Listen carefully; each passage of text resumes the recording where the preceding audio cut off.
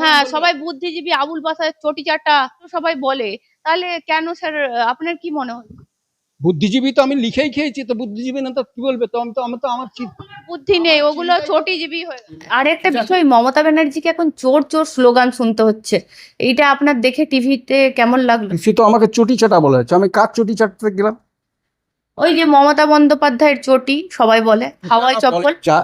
Sir আরেকটা বিষয় জিজ্ঞেস করবো, যদি সততার প্রতীক বলতে হয়, সেটা মমতা বন্দ্যোপাধ্যায়, আর কার নাম রাখবেন আপনি?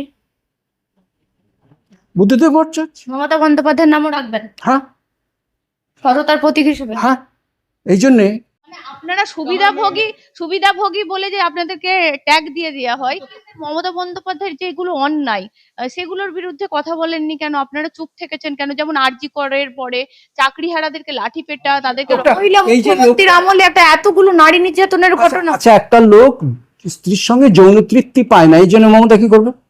তবে তো আমার একটা বই ফুল বই বিক্রি হতো 3300 কপি, এখন 30 কপি বই বিক্রি হয় না। কেন হয় না স্যার? আপনি নিজেকে প্রশ্ন করেছেন? তো না, পাবলিশারদের জিজ্ঞেস করেন গিয়ে, হয় না হয় না। সবাই বলছে মমতার তোষামোদকারী কি বই পড়বো, এরকম আপনার সম্পর্কে সবার ধারণা। মমতা বন্দ্যোপাধ্যায় হচ্ছেন ইকো ফেমিনিস্ট, তার কবিতার মধ্যে তার প্রমাণ আছে। এক মুখ্যমন্ত্রী, চাকে তিনি দেখছেন মাতৃ হৃদয় দিয়ে, মায়ের চোখে দেখছেন চায়ের পাতাকে।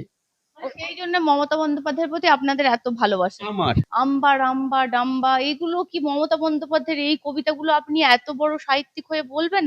নেই নেই, ওর যেটা কালেকশন, এতে এটা নেই। কোথায় ঘেউ ঘেউ 5 লাখ মতন টাকা মমতা দিয়েছেন, কিছু দিন দেননি তাহলে 15 বছর ধরে আবুল বাশার মমতা বন্দ্যোপাধ্যায়কে সঙ্গী মানে সবাই বলে, মানে বুদ্ধিজীবী হিসেবে মমতা বন্দ্যোপাধ্যায় নাকি আপনাদেরকে কিনে নিয়েছে, তার অঙ্ক 5 লাখ টাকা। মেয়েদের আবার ডোবানো হয়। উনি চলে যাওয়ার পর যদি মেয়েদের দর আরো পড়ে যায়, আরো নেমে যায়, তাহলে তো হলো। থাকাকালীনই তো নেমে গেছে। আরজি করটা কি আরজি কর শুধু তো ধর্ষণের ঘটনা, ওর সঙ্গে শিক্ষার কি সম্পর্ক? মেয়েদের যে শিক্ষা দেওয়া, তাদের তুলে আনা, রাজনীতিতে এনে ফেলা। শিক্ষা ব্যবস্থাটাই তো মমতা বন্দ্যোপাধ্যায়ের আমলে ভেঙে পড়েছিল। পার্থ চট্টোপাধ্যায়, আপনার মন্তব্যই মানে সোশ্যাল মিডিয়ায় যদি কেউ আবুল বাশার লেখে, সেখানে দেখা যাচ্ছে আসছে মমতা বন্দ্যোপাধ্যায় এসে পৃথিবী ধন্য হয়েছে, মানে আপনার মন্তব্যটা কোট আনকোট এই কথাটাই আসছে। পলিটিক্স বুদ্ধিজীবী আপনারা, মমতা বন্দ্যোপাধ্যায়কে এখন বুদ্ধি দেবেন? Politics is not the everyman's cup of tea. Politics is not everyman's cup of tea. Cup চা নয় মাত্র, এরকম কিছু নয়।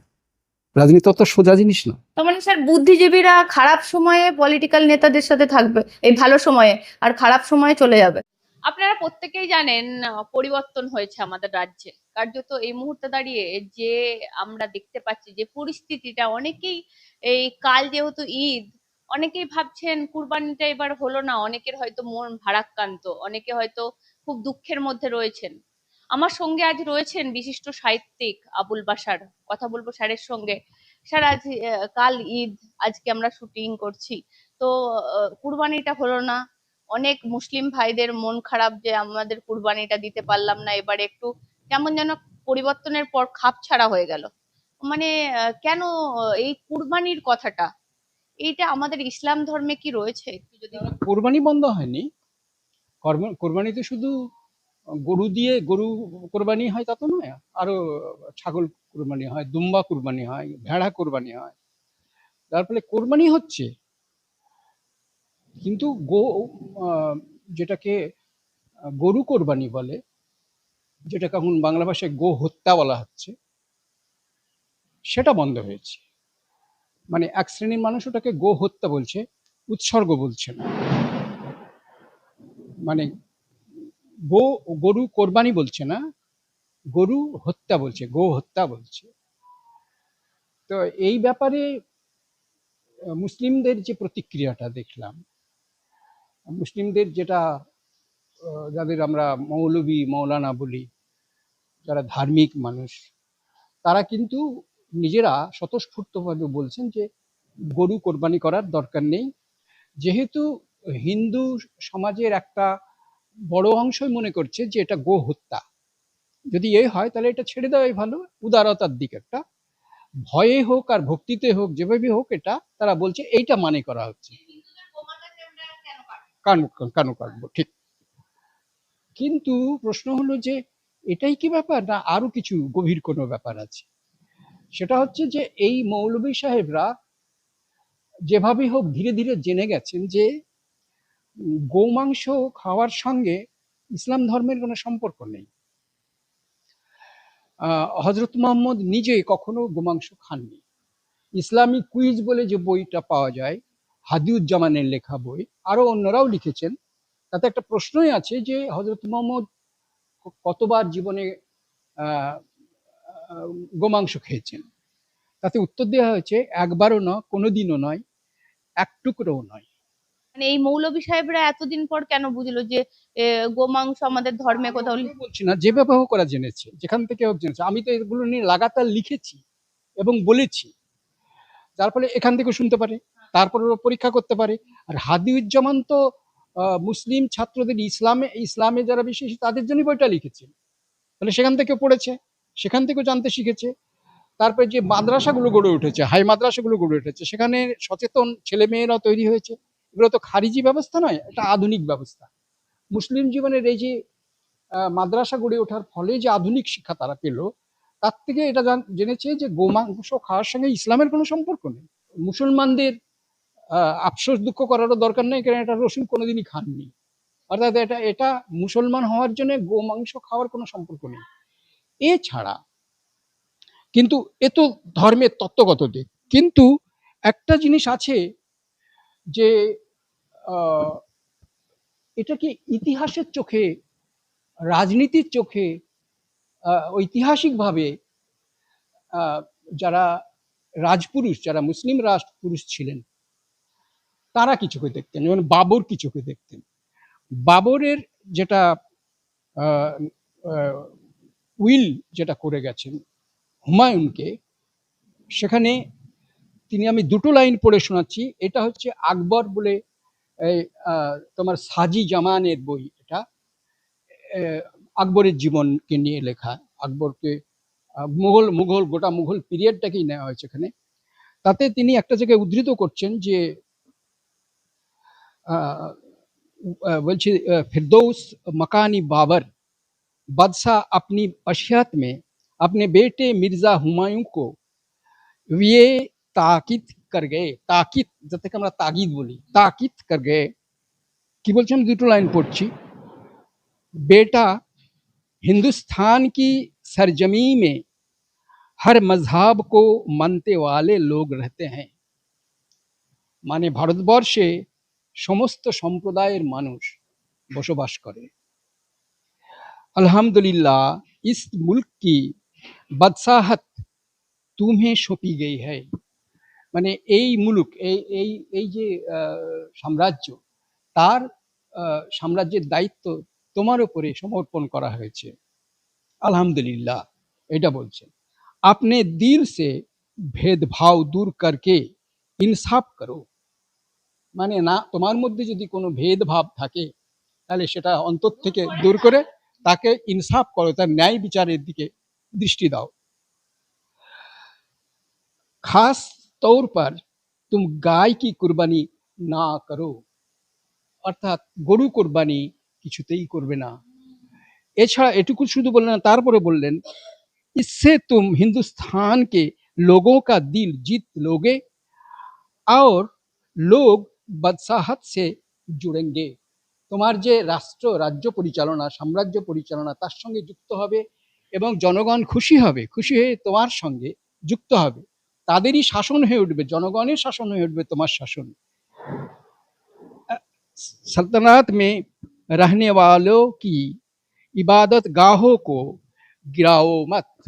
যে সমস্ত উপাসনালয় আছে বিভিন্ন ধর্মের মানুষদের, তার যে মন্দির, মসজিদ, গুরুদ্বারা, যা কিছু আছে, সেগুলো যাতে কেউ নষ্ট না করে, তাকে ভেঙে না ফেলে, তাকে ধূলিসাৎ না করে, সেটা দেখা তোমার কর্তব্য।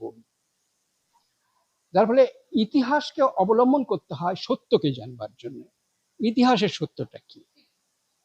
মুসলমান সমাজ একটা অনগ্রসর খুব গরিব শ্রেণীর মানুষে পরিপূর্ণ একটি সমাজ, যদিও তার মধ্যে একটা শিক্ষিত অংশ ধীরে ধীরে হলেও গড়ে উঠেছে, তারা ভাবতে শিখেছে। এবং এটা খুব আমার আনন্দের ব্যাপার মনে হলো যে মৌলভী সাহেবরা, মৌলানা সাহেবরা তারা রাস্তায় নেমে বলছেন যে এটাকে গোমাতা যখন বলে হিন্দু ভাইরা, তখন তার কোরবানি বন্ধ হয়ে যাক। এটা আমরা চাই না, কোরবানি করতে চাই না। আরো তো পশু আছে, সেগুলো আমরা করব, ছাগল কোরবানি দেবো, আসলে ছাগলই হওয়া উচিত। এই জন্য, কারণ হচ্ছে কোরবানির মধ্যে তো আত্মত্যাগ আছে, তাকে সন্তানবৎ প্রতিপালন করার পর থেকে কোরবানি করতে হবে। হাট থেকে গরু কিনে এনে ৫ জনে মিলে ভাগা লাগিয়ে একটা কোরবানিটা কোরবানিই নয় সেদিক থেকে। যার ফলে এইটা আমার কাছে মনে হলো এটা খুব সুন্দর। এ নিয়ে নতুন সরকারের এই পদক্ষেপ আপনার ভালো লাগে? না, এটা কি হয়ে গেল, এটাতে ভালো তো লেগেছে, যেটা করেছেন বন্ধ করলে তো আমার অসুবিধা কি আছে, ভালোই তো এটা, যাতে এটা নিয়ে দাঙ্গা না হয় সেটা হয়ে যাওয়াই উচিত। যদি রাজ্য সরকার বলে যে এটা আর দরকার নেই, তো ভালো, আমি ওয়েলকাম বলবো। স্যার, আর একটা বিষয় হচ্ছে মমতা বন্দ্যোপাধ্যায়ের এই যে পতন, না, কেন হলো কি মনে হচ্ছে, মানে কিসের কারণে? যে মমতা বন্দ্যোপাধ্যায়কে আপনি বলেছিলেন তিনি আসার পর পৃথিবী ধন্য হয়েছে, তাহলে সেই মমতা বন্দ্যোপাধ্যায়ের এত তাড়াতাড়ি পতন কেন হয়ে গেল? মমতা বন্দ্যোপাধ্যায় সম্বন্ধে একটা একটা আমার কথা বলার লক্ষ্য করেননি বোধহয় অনেকে, সেটা হলো আমি তার কবিতা এবং গান নিয়ে কথা বলেছি। আর স্কুলের শিক্ষকরা যে চাকরি পাচ্ছিলেন না, চাকরি হারা যারা, তাদের যাতে উনি চাকরি ওরা যেন পান, খুঁজে ফিরে পান, তার জন্য আমি মমতা বন্দ্যোপাধ্যায়কে, মুখ্যমন্ত্রীকে সেদিনের আমি অনুরোধ করেছিলাম। আমার মূল কথাই এই। এবং কোথাও মমতা বন্দ্যোপাধ্যায়ের উন্নয়নমূলক কাজ নানা রকম করেছেন তিনি, তা নিয়ে কিন্তু আমার কোনো বক্তব্য কোথাও কেউ দেখাতে পারবে না। এখন কেন করেছিলাম মমতা বন্দ্যোপাধ্যায়ের কবিতা এবং গান নিয়ে, তার একটু ছোট্ট আমি একটা কথা বলা দরকার আছে, ওকে ভুল বুঝেছে সেটা। আপনার মন্তব্যই, মানে সোশ্যাল মিডিয়ায় যদি কেউ আবুল বাসার লেখে, সেখানে দেখা যাচ্ছে আসছে মমতা বন্দ্যোপাধ্যায় এসে পৃথিবী ধন্য হয়েছে, মানে আপনার মন্তব্যটা কোট আনকোট এই কথাটাই আসছে। ঠিক। এখন এই যে কথাটা আমি বলেছি একদমই ঠিকই বলেছি। এক হচ্ছে যে আমাদের পুরুষ শাসিত সমাজ নারীর মূল্যায়ন দিতে প্রস্তুত নয়। মমতা বন্দ্যোপাধ্যায় হচ্ছেন প্রথম মুখ্যমন্ত্রী যিনি মহিলা। আজকে আমি তোমার এই মাধ্যমে, এই চ্যানেলের বঙ্গ টিভির মাধ্যমে এই বার্তাটা দিতে চাইছি, বলতে চাইছি যে তিনি প্রথম মুখ্যমন্ত্রী যিনি মেয়েদেরকে সবচেয়ে ওপরে তুলে ধরেছেন। অত সংখ্যক মেয়েরা কোনোদিন রাজনীতিতে অংশগ্রহণ করেনি, আগের কোনো সরকারের আমলে হয়নি। এবং ওর কবিতার বইটা ভালো করে কেউ পড়েননি। আমি বলি, আমি যে 1968 সালে, একটা জিনিস এখানে একটা কথা বলতে হয়, কারণ সবাই কমেন্ট বক্সে হয়তো কমেন্ট করে বলবেন। আমি সেই আম্বা রাম্বা ডাম্বা, এগুলো কি মমতা বন্দ্যোপাধ্যায়ের এই কবিতাগুলো আপনি এত বড় সাহিত্যিক হয়ে বলবেন? নেই নেই, ওর যেটা কালেকশন, এতে এটা নেই। কোথায় ও, নেই নেই, পড়েনি, সেটার জন্য তো বলছি। ওটা হচ্ছে সুকুমার রায়ের লাইন। সুকুমার রায়ের লাইন কোনো একটি কবিতায় তিনি ব্যবহার করেছেন, ওটা ওর নয়, ঠিক আছে? এটা মমতার নয়। আম্বা ডাম্বা ডাম্বা এগুলো ওর কথাই নয়। যার ফলে মানে সেই জন্যই তো বাংলার মানুষ বলছে এইসব কি কবিতা। কবিতা ওটা জানে না বলে মানুষ তো পড়তে রাজি নয়, পড়তে রাজি নয়। বললাম না যে মানুষ কি জানো তো, এক ধরনের আছে যারা বই পড়ে নেশা, আরেক ধরনের আছে যাদের বই না পড়াই নেশা, জবর নেশা। তোর বইটা পড়লে তো হবে, পড়তে তো হবে। আমি তোমাকে এবার বলি, ব্যাকগ্রাউন্ড আমি বলি না, কেন বলেছিলাম সেটা আমি একটু বুঝিয়ে বলতে হবে, নাহলে বুঝতে পারবে না, ভুল বুঝবেন আবার। সেটা হলো আমি যখন হায়ার সেকেন্ডারি পরীক্ষা দিচ্ছি তখন 1968 সাল, হায়ার সেকেন্ডারি মানে ওল্ড হায়ার সেকেন্ডারি, 12 বলে কিছু নেই, সেদিন 12 অনেক পরে এসেছে। তো 9, 10, 11 মিলে একটা পরীক্ষা হতো। তো সেখানে কবিদের কারা ছিলেন, আমাদের পাঠ্য কবিতা কবি এই ছিলেন অক্ষয় কুমার বড়াল, মধ্যাহ্নে বলে একটি কবিতা পাঠ্য ছিল। করুণানিধান বন্দ্যোপাধ্যায় ছিলেন, তারপরে কামিনী রায় ছিলেন, জীবনানন্দ দাশের মা কুসুম কুমারী দাস ছিলেন। আমাদের দেশে হবে সেই ছেলে কবে, কথায় না বড় হবে, মুখে হাসি বুকে বল, তেজে ভরা মন, মানুষ হইতে হবে এই তার পণ, এই যার পণ। এই যে এইটা জীবনানন্দের মায়ের লেখা, উনি খন্তা চালাতে চালাতে কড়ুইতে কবিতাটা লিখে দিয়েছিলেন, সেটা পাঠ্য। ঠিক আছে। তারপরে আর কে ছিলেন? সত্যেন্দ্রনাথ দত্ত। আর কে ছিলেন? তোমার রাজনৈতিক ব্যক্তিত্ব চিত্তরঞ্জন দাস, নরেন দেব, এরা সব কবি ছিলেন। এরা, তাদের লেখা পাঠ্য ছিল আমাদের। কিন্তু জীবনানন্দের কোনো কবিতা সেখানে পাঠ্য ছিল না। জীবনানন্দের নাম মানুষ জানতো না, বাঙালি জানতোই না। তুমি তো কত সেদিনের বাচ্চা, 1968, তোমার জন্ম হয়েছে কবে? 1968 সালের গল্প বলছি, বুঝতে পারছো না? 68টা কবে? 1968 সালে আমি হায়ার সেকেন্ডারি দিয়েছি, আর তোমার তো জন্মই 92 সালে, তো তোমার তো হবে। সেটাই তো বলতে চাইছি আমি। এখন জীবনানন্দ বড় কবি, সেদিন কোনো কবি নন তিনি। তাহলে এই যে যেগুলোর নাম বললাম সেগুলো সব হচ্ছে মাঝারি কবি, কিন্তু আমরা প্রথম শ্রেণীর কবি মনে করি পড়েছি। মমতা কি কামিনী রায়ের মতো কবি নন? মানে কামিনী রায়ের মতন বড় কবিও নন, নন। ঐতিহাসিক ব্যক্তিত্ব তিনি। সেই জন্য বলছি তিনি বারবার আসবেন না, এরপরে কত বছর আসবেন না আর একজন মহিলা মুখ্যমন্ত্রী, তা নিয়ে সন্দেহ আছে। যদি মেয়েদের আবার ডোবানো হয়, উনি চলে যাওয়ার পর যদি মেয়েদের দর আরো পড়ে যায়, আরো নেমে যায়, তাহলে তো হলো। থাকাকালীনই তো নেমে গেছে। আরজিকরটা কি আরজিকর সেটা তো ধর্ষণের ঘটনা, ওর সঙ্গে শিক্ষার কি সম্পর্ক? মেয়েদের যে শিক্ষা দেওয়া, তাদের তুলে আনা, রাজনীতিতে এনে ফেলা। শিক্ষা ব্যবস্থাটাই তো মমতা বন্দ্যোপাধ্যায়ের আমলে ভেঙে পড়েছিল। পার্থ চট্টোপাধ্যায় এইসব তো দুর্নীতি করেছে।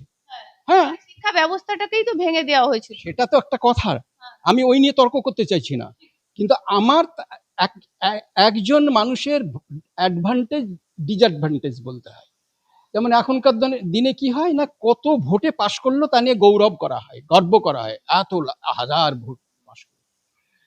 এই যে বাংলার রূপকার যিনি বিধান রায়, তার নিকটতম প্রতিদ্বন্দ্বী থেকে মাত্র 500 ভোট বেশি পেয়ে উনি মুখ্যমন্ত্রী হয়েছিলেন। মাত্র 500 ভোট, মানে তার নিকটতম প্রতিদ্বন্দ্বী থেকে মাত্র 500 ভোট বেশি পেয়ে তিনি মুখ্যমন্ত্রী হয়েছিলেন, এবং বাংলার রূপকার তিনি।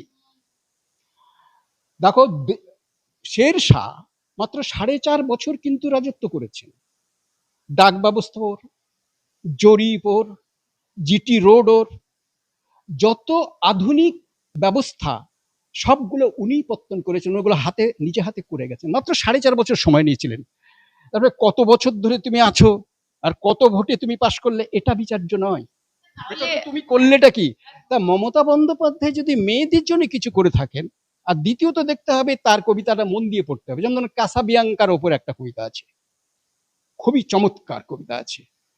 তারপরে তোমার আছে চা সুন্দরী, যেটাকে আধুনিক কালে বলা হয়, এটাকে ইকো ফেমিনিজম বলে। মমতা বন্দ্যোপাধ্যায় হচ্ছেন ইকো ফেমিনিস্ট, তার কবিতার মধ্যে তার প্রমাণ আছে। এক মুখ্যমন্ত্রী, চাকে তিনি দেখছেন মাতৃ হৃদয় দিয়ে, মায়ের চোখে দেখছেন চায়ের পাতাকে। সেই জন্য মমতা বন্দ্যোপাধ্যায়ের প্রতি আপনাদের এত ভালোবাসা। আমার হ্যাঁ, আমি এ কথা তো আমি বলেছি একমাত্র, তাহলে এর দায়িত্ব আমার।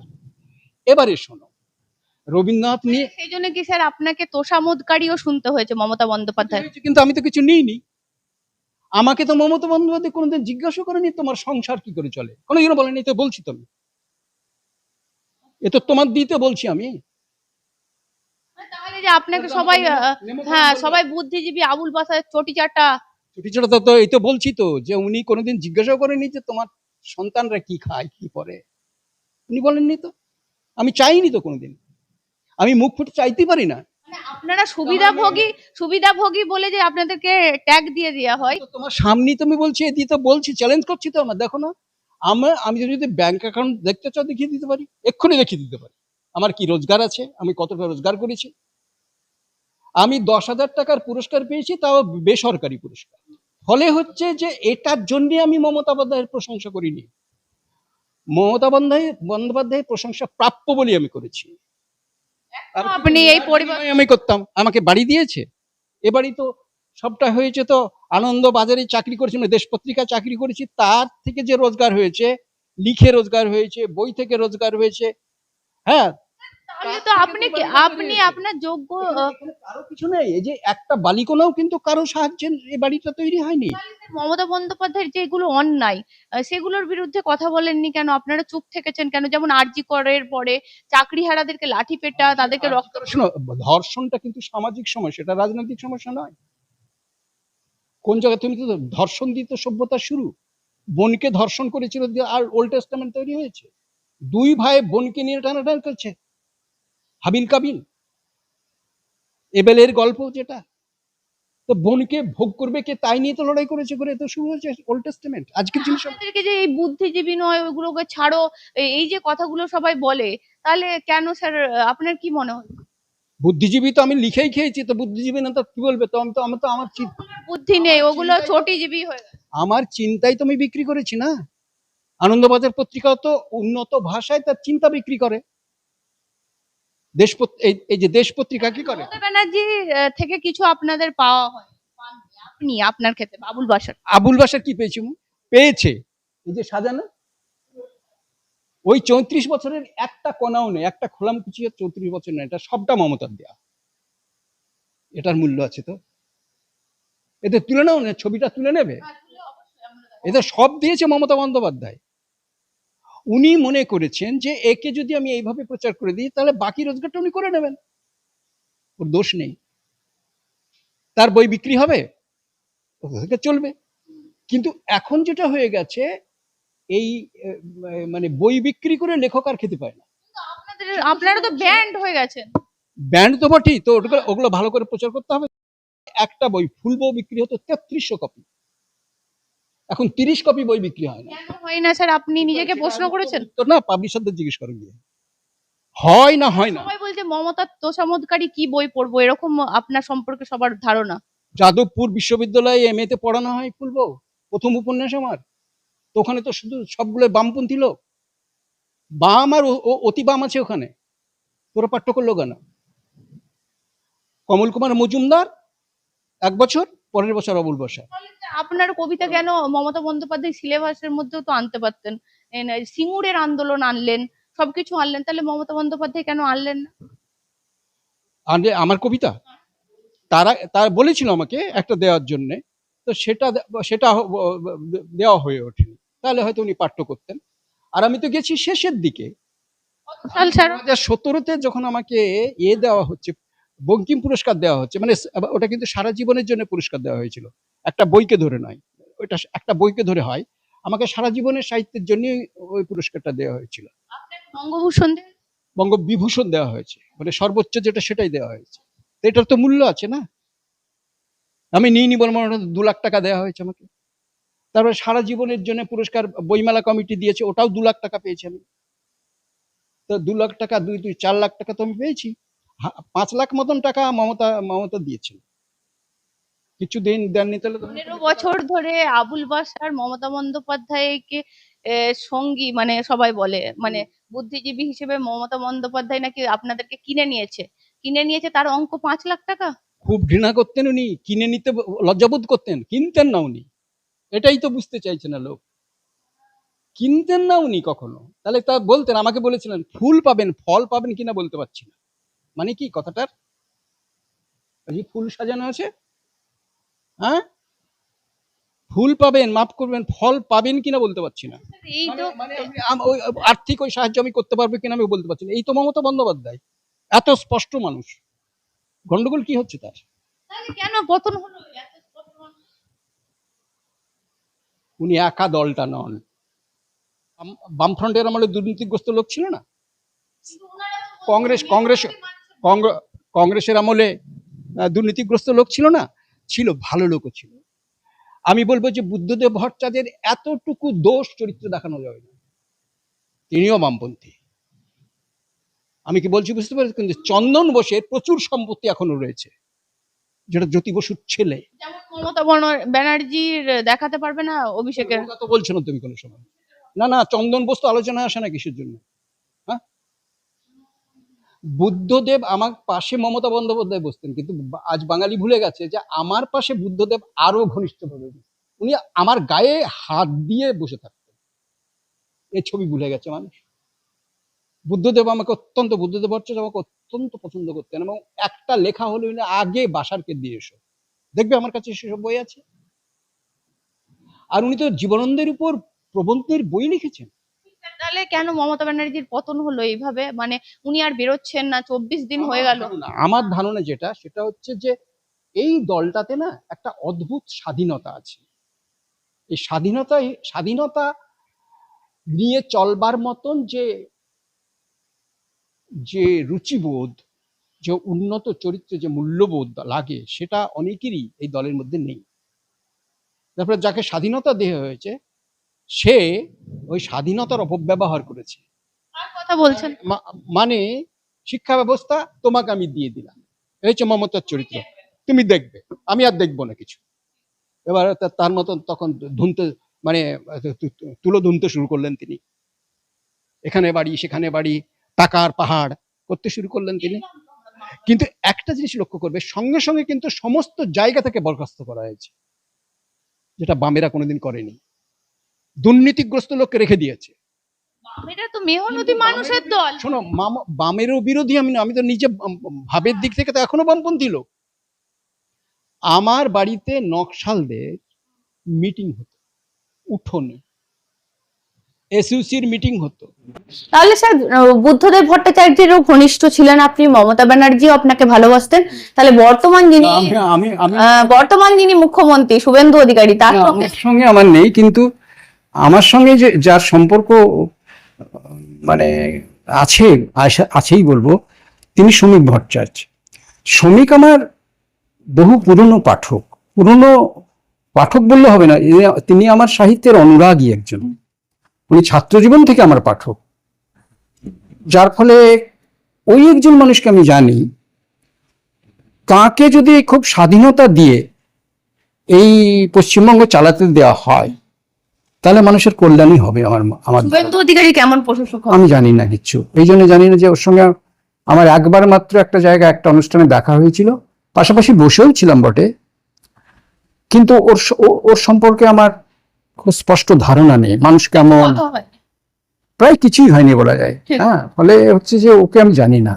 আর একটা বিষয় জিজ্ঞাসা করবে, এই যে মমতা বন্দ্যোপাধ্যায়ের পরাজয়, মমতা বন্দ্যোপাধ্যায়ের সঙ্গে কথা হয়েছে এর মধ্যে? না, কারোর সঙ্গে, কোনো নেতার সঙ্গে, কোনো রাজনৈতিক ব্যক্তিত্বের সঙ্গেও হয়নি, কারোর সঙ্গে না। কারণ আমি আমার ভাষা শিক্ষা নিয়ে আমি ব্যস্ত আছি এখন। মানে আপনি একবারও মমতা ব্যানার্জির নেত্রী এই এতটা পতন, তার পাশে দাঁড়াবেন এখন মমতা বন্দ্যোপাধ্যায়? না, কারণ এখন কাজটা তার একেবারে একান্ত রাজনৈতিক, বিশুদ্ধ রাজনৈতিক প্রোগ্রাম, সংস্কৃতি নয়। মুখ্যমন্ত্রী হিসেবে যে সমস্ত কাজকর্ম করতেন তার সঙ্গে থাকতেন আপনি, কিন্তু এখন দলনেত্রী হিসেবে তার তৃণমূলের আপনি লোক নয়। একদমই নয়, আমি তো সদস্য নই। তারপরে ওর যেটা কাজ, সেটা উনি সবচেয়ে ভালো জানেন কি করতে হবে। তারপরে এখন আমাদের নিয়ে কি করবেন তিনি? আমরা কি করতে পারবো? আমরা রাজনীতির লোক তো নয়। রাজনীতি ভালো, দেখো, পলিটিক্স বুদ্ধিজীবী আপনারা, মমতা বন্দ্যোপাধ্যায়কে এখন বুদ্ধি দেবেন?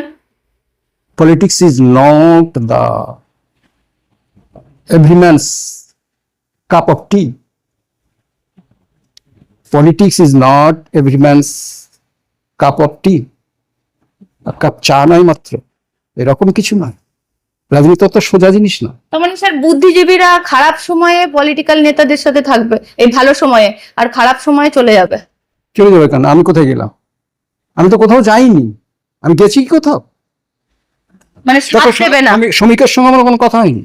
আচ্ছা, শ্রমিক যেদিন প্রথম করলো, তখন যে বক্তৃতা করছেন তাতে তো আবুল বাশার নিয়ে কথা বলেছেন তিনি, এবং ঠিক কথাই বলেছেন। বাংলাদেশে আমার বই এখনো ব্যান, খুলবো ব্যান। কেন স্যার ব্যান? ওটা তাহলে বাংলাদেশকে জিজ্ঞেস করতে হয়। রাজাবলি ব্যান, মরুশজ্ঞ ব্যান, তো সেটা তো খবর রাখেন শ্রমিকের অনেক পড়াশুনো। রিয়েল ইন্টেলেকচুয়াল উনি শ্রমিক। ও বিজেপি করাকালীন আপনার কাছে ওর শিক্ষা, এবং ওকে উচিত ছিল শিক্ষা আর সংস্কৃতি দপ্তরটা পুরো ওকে দিয়ে দেওয়া। কিন্তু উনি তো এখন এই রাজ্যসভা। কথা বলার তো আমার অধিকার নেই, কারণ বিজেপি কি করে চলবে তত আমি জানি না, আচ্ছা, তাই না? আমি কি জানি? আর একটা বিষয়, মমতা ব্যানার্জিকে এখন চোর চোর স্লোগান শুনতে হচ্ছে, এইটা আপনার দেখে টিভিতে কেমন লাগলো? সে তো আমাকে চটি চাটা বলা হচ্ছে, আমি কার চটি চাটতে গেলাম? ওই যে মমতা বন্দ্যোপাধ্যায়ের চটি সবাই বলে, হাওয়াই চপ্পল। যারা বলে তাদের স্ট্যান্ডার্ডটা কি, কারা তারা? যার ফলে হচ্ছে যে ক্ষমার ধর্ম যিশুকে ক্রুশবিদ্ধ করেছিল যে মানুষরা, তারা যে ক্রুশবিদ্ধ সেই ক্রুশটা পিঠে করে বয়ে নিয়ে যেতে হয়েছিল তাকেই। মানুষের নিষ্ঠুরতার চরমত চেহারা এটা। উনি কি বলেছিলেন? যে ঈশ্বর জানে না ওরা কি করছে, ওদেরকে ক্ষমা করো। ওদের ক্ষমা করো। তো এইরকম তো চটিচাটা বলার, তুই খবরই রাখলি না এই মানুষটা কি, পূর্বাপর তার কিছু নেই। আমি তো এই কলকাতা শহর চিনতামই না, কোনোদিন আসিনি। আমাকে তো সাগরময় ঘোষ লোক পাঠিয়ে, গ্রামে মানুষ পাঠিয়ে গ্রাম থেকে তুলে এনেছিলেন, চাকরি দিয়েছিলেন, পুরস্কার দিয়েছিলেন। আমি যখন ওই প্রথম উপন্যাস ফুলবইয়ের জন্য পুরস্কার পেয়েছিলাম তখন ছিল 25,000 টাকা, এখন 10 লাখ টাকা পুরস্কার মূল্য। আমি 25,000 টাকা পেয়েছিলাম। এই যে চোর চোর শুনতে হচ্ছে, মমতা ব্যানার্জিকে দেখেছেন আপনি? মমতা ব্যানার্জিকে রাস্তায় বেরোলেই চোর চোর বলছে সবাই। আগে বলেনি কেন? এখন বলছে, আগে কেন বলেনি? আচ্ছা স্যার, একটা জিনিস আমি জিজ্ঞাসা করবো, আপনারা বাম আমলেও অনেক আপনি মানে আন্দোলনের সঙ্গে যুক্ত ছিলেন, বা এই ধরনের মানে বিভিন্ন সরকারের নিয়ে কথা বলতেন। তো মমতা বন্দ্যোপাধ্যায়ের আমলে আপনি মমতা বন্দ্যোপাধ্যায়ের বিরোধী কি কথা বলেছেন, এমন কোনো কথা আছে? একজন খুব বিখ্যাত মানুষ, তাকে গোটা বাংলা ভারতবর্ষই চেনে, এমন একজন মানুষ আমার পাশে বসে বলছে, এই যে যেটা হয়েছে না, ঘোটালাটা হয়েছে না, এটা জবাব চাইবে মানুষ বাসার। আচ্ছা, মমতারই অনুষ্ঠানে বসে উনি কানে কানে বলছেন আমার, হ্যাঁ চাইবে তো। তো মমতা ব্যানার্জি ওই চাইলো তো, পার্থ যা করেছে তা তো উত্তর চাইলো লোক, জনগণ চাইলো না। তার উত্তরের জন্য একটা দল পতন ঘটিয়ে দিল। আমি গিয়েছি যেখানে, সেখানে যে নেতৃত্ব দিচ্ছে সেও কিন্তু তৃণমূলেরই লোক, তিনি মন্ত্রী ছিলেন না, উনি তো পরিচালনা তো উনি করবেন। আচ্ছা, কোন প্রসঙ্গ আসবে না আসবে সে তো তিনি ঠিক করবেন। প্রশ্নটা উঠতেই দিচ্ছেন না তিনি। এটা শুধু মমতার নির্দেশ ছিল, এটা তো দিল না কেন, পরিষ্কার করলো না কেন, ওটা বোঝানো না কেন, যেটা এটা অত্যন্ত ভুল হয়েছে।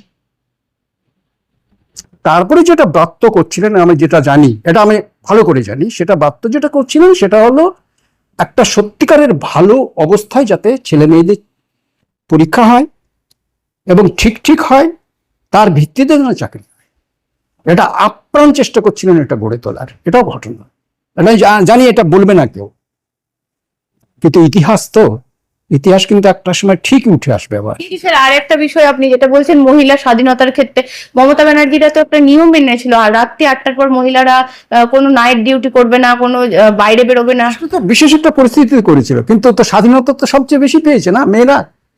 আমার মেয়ে তো রাত্রির বেলা চলে আসছে, এখানে তো যে কেউ রাত্রিবেলা ঘুরে বেড়াতো, মেয়েরা কোথায় প্রোটেকশন ছিল না? কি বলছে? তাহলে আরজি কর, কামদুনি, হাঁসখালি, ওটা তো হ্যাঁ, ওগুলো তো আগেও হয়েছে না, তো তুমি তো বললে এটা পূর্বাপর এই জিনিসটা চলছে। কিন্তু এটা একটা সামাজিক বিক্রি, এই যে লোকটা, এই যে মুখ্যমন্ত্রীর আমলে একটা এতগুলো নারী নির্যাতনের ঘটনা। আচ্ছা, একটা লোক স্ত্রীর সঙ্গে যৌন তৃপ্তি পায় না, এই জন্য মমতা কি করবে? কামবিকৃত মানুষের জন্য কি করবে সে? তাকে আমি বলছি স্যার, সেটা আটকাতে পারবে না, কিন্তু যখন জানতে পারবে তাদের প্রকৃত দোষীকে তো ধরবে, তাকে তো গ্রেপ্তার করবে। কিন্তু বের করবে কি, হবে কি এবার? তাহলে যদি হয়, ঠিক ঠিক যদি বার করতে পারে, তাহলে আমি ধন্যবাদ দেবো, আমি সমস্ত মানুষকে বলবো। তো এগুলো অনেক সময় চাপা পড়ে যায়। জরুরি অবস্থার সময় ইন্দিরা গান্ধী জরুরি অবস্থা করেছিলেন, মানুষের বুক স্বাধীনতা কেড়ে নিয়েছিলেন মুখের। সাদা কাগজ বলে আনন্দবাজার সাদা ছাপা হতো, আচ্ছা, সাদা। পাতাতে লেখা নেই। মানে ওটা প্রতিবাদের ভাষা। হ্যাঁ, না প্রতিবাদের ভাষা না, কেটে দিত। আচ্ছা। ওই লাইনগুলো নেই, তখন সাদা সাদা বেরোতো, তারপরে আবার তলাতে দেখাচ্ছে আবার আবার আবার কিছু অংশ খাপ ছাড়া, বলে কেটে দিত একজন লোক। তো ইন্দিরা গান্ধী জরুরি অবস্থা করলেন, তার পতন হলো, তারপরেও তিনি আবার ক্ষমতায় ফিরে এলেন। কেন? এর তো উত্তর বার করতে হবে। আর মমতা ব্যানার্জি ফিরে ফিরে আসবে। ফিরে ফিরে এলেন। আমি কিছু বলবো না, আমি শুধু ফ্যাক্টস বলবো, মানুষ ভেবে ভেবে ঠিক করে নেবে। তারপরে কি হলো, তাকে তার বডিগার্ড গুলি করলো, যা যিনি রক্ষাকর্তা তিনি ওকে গুলি করলেন। এ ঘটনা ঘটলো কেন? তারপর তার পুত্রকে ওইভাবে গুলি করলো কেন তামিলরা? আর যে খুন করলো তাকে ক্ষমা করেছিল কিন্তু গান্ধী নেহরু পরিবার, সোনিয়া গান্ধী, তার সন্তানরা তাকেও ক্ষমা করে দিয়েছিল। এ হচ্ছে মানে রাজনৈতিক ইতিহাস। তারপর তুমি বলো, হাসিনার বাবাকে খুন করা হলো কেন? কিন্তু জাতির পিতা। ভুট্টোকে ফাঁসি দেওয়া হলো কেন? বেনজির ভুট্টোকে গুলি করে মারা হলো কেন? কেনেডিকে হত্যা করা হলো কেন? ঔরঙ্গজেব তার দাদা, যিনি প্রকৃত অধিকারী সিংহাসনে, তাকে শুলে চড়িয়ে হত্যা করলো কেন? সিংহাসনে বসার জন্য। কেমন মনে হয় রাজনীতি খুব সুখদ সংসারের জিনিস? রাজনীতিতে এত বিশ্বাসঘাতকতা কেন? সিরাজকে হত্যা করেছে কি? মীর জাফরের দল। শুধু মীর জাফর নয়, তার সঙ্গে হিন্দুরাও ছিল। তাহলে এই যে বিশ্বাসঘাতকতা এবং এভাবে হত্যা, কি মনে হয় যে কোনো সময় দেখা যাচ্ছে যে ট্রাম্প হত্যা হয়ে যেতে পারে, এরকম দেখা যাচ্ছে মাঝে মাঝে। কেন? মানে অত বড় সম্রাট, গোটা পৃথিবীর অধীশ্বর প্রায়, তাকে একজন তো মেরে ফেলেছিল, হয়ে গিয়েছিল। আবার এই ভারতবর্ষে কিন্তু এমন একটা অ্যাটাক হয়েছিল যে সমস্ত সংসদরা সব মারা পড়িয়ে দিতেন, এরকম হয়েছে, এই ভারতবর্ষে হয়েছে। তা এই যে হিংসায় উন্মত্ত পৃথিবী রবীন্দ্রনাথের, সেখানে রাজনীতি করা আমার মতো লোকের সাজে না। আর একটা বিষয় জিজ্ঞাসা করবো, যদি সততার প্রতীক বলতে হয়, সেটা মমতা বন্দ্যোপাধ্যায়, আর কার নাম রাখবেন আপনি? বুদ্ধদেব ভট্টাচার্য। মমতা বন্দ্যোপাধ্যায়ের নামও রাখবেন? হ্যাঁ, সততার প্রতীক হিসেবে। হ্যাঁ, এই জন্যে যে ওর সত্যি সত্যি হিসেব নাও ভালো করে, আমার যেমন নিচ্ছ তেমনি মমতার যাও, যে নাও, দেখবে ওর ব্যাংক অ্যাকাউন্টে 15 লাখ টাকা আছে। কিন্তু ওনার ভাইপো তো বিশাল। ভাইপো তো কি করবে টুনি? চন্দন বোস নিজের ছেলে তো, এটা তো ভাইপো। তো অত সম্পত্তি করলে জ্যোতি বসু কি করেছিল? হ্যাঁ, বলো কি করেছিল? ওর সম্পত্তি না মানে 100 কিলোমিটার বেগে ছুটছে, 1 ঘন্টা চলে যাচ্ছে। রাজ টানবেন না তার ভাইপোর সম্পত্তিতে? জ্যোতি বসু করেছিলেন কি? রাজ টানিয়েছিলেন কি? বসু আলাদা, মমতা ব্যানার্জি আলাদা। কেন? কি হ্যাঁ? আপনাকে জিজ্ঞেস করছি, মানুষ হিসেবে আপনি জ্যোতি বসুকে। ওর ওর ওর একটা হচ্ছে যে ওর ভাইপো, মমতা বন্দ্যোপাধ্যায়ের ভাইপোর সম্পত্তি প্রকৃতপক্ষে কত কেউ জানে না ভালো করে। 1, 2 হলো ওর স্ত্রী কিন্তু বড়লোকের মেয়ে। ওর সম্পত্তি আসলে কোথা থেকে সেটা কিন্তু খুঁজে বার করতে হবে। সবাই গরু, কয়লা, বালি, সে তো বলছে, কিন্তু প্রমাণ তো হয়নি। বললি তো হলো না জিনিসটা। গরু, কয়লা, বালি, চাকরি, মানে সবকিছুই নাকি ভাইপো খেত। সে তো বলে দিবি তো হলো, কিন্তু বার করে দাও, ঢোকাও না। যেদিন তুমি জেলে ভরবে এরকম করে এবং প্রমাণ করতে পারবে, জেল থেকে বেরিয়ে এসে দেখা গেল ওটা করেই নি, এরও তো প্রমাণ এই ভারতবর্ষই আছে। তাই না? সেই জন্য বলছি যে মানুষের না, মানুষকেই ভাবতে দিতে হবে। মানে বাংলার মানুষও কি ভেবেই এই মমতা বন্দ্যোপাধ্যায়কে সরালো?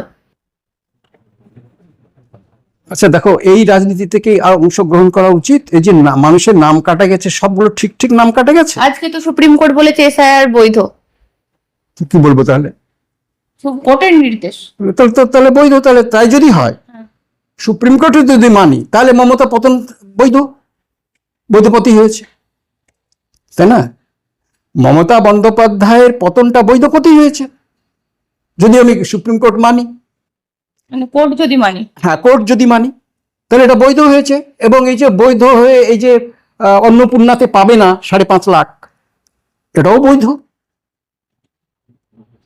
মমতা অবৈধদের দিতেন 1.5 লাখ করে, 1,500 করে, 3,000 করে দেবেন, এবং যারা বৈধ তাদের দেবেন এবারে সরকার। তাহলে এটাই ভালো হচ্ছে।